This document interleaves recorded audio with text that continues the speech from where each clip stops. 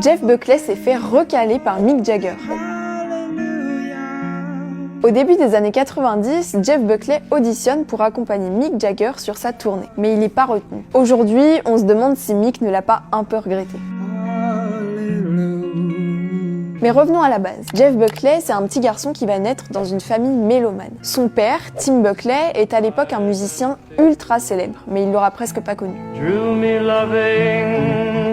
Alors il va grandir avec sa mère, Mary Guibert, une addicte de la radio. Et il écoute en boucle Led Zepp, Jimi Hendrix, Edith Piaf, Nina Simone. Déjà enfant, on comprend que s'enfermer dans un seul style de musique, c'est pas pour lui. Mais c'est seulement en 94 qu'il va aller en studio et enregistrer son tout premier album, Grace.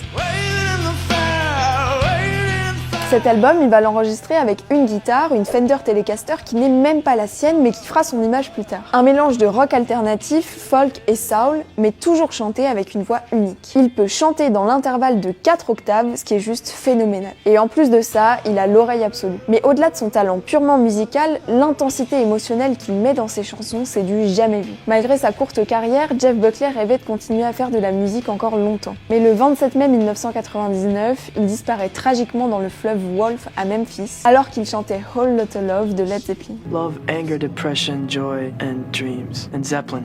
Totally